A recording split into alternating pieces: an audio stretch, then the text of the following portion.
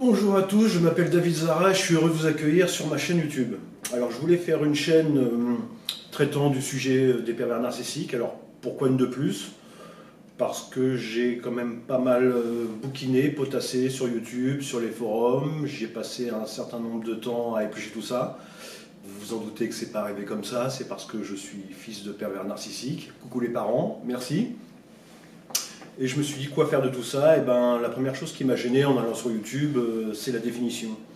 Elles sont toutes bonnes mais toutes différentes, toutes extrêmement longues. Et je me suis dit, avec tout ce que je sais, je vais essayer de me coller au truc et de faire. Je vais faire ma définition et je vais essayer de la faire tenir sur une période de 10 à 20 secondes.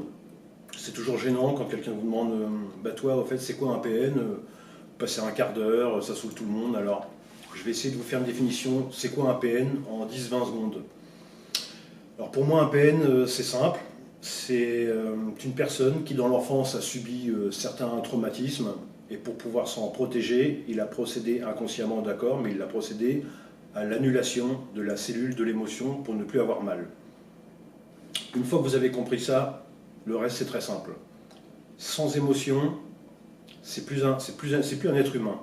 Ce qui différencie l'être humain de l'animal, c'est l'émotion.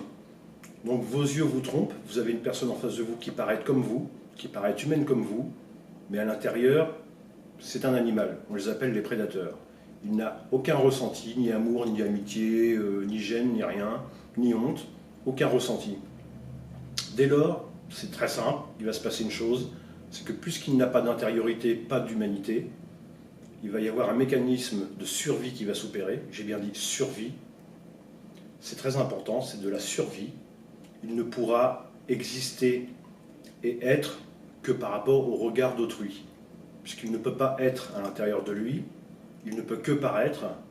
Il va chercher à susciter non pas un regard, mais une réaction chez autrui.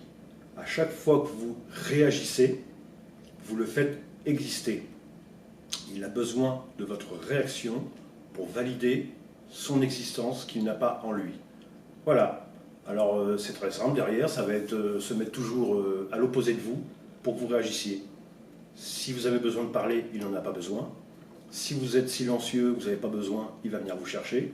Il se mettra toujours à l'opposé de vous pour susciter chez vous une réaction. À l'opposé, ça veut dire pervers, l'envers. C'est du grec, du latin ou je ne sais pas quoi, mais pervers, ça veut dire l'envers. Il est toujours à l'envers de vous pour susciter chez vous une réaction pour que dans celle-ci, il puisse s'identifier et exister. Voilà.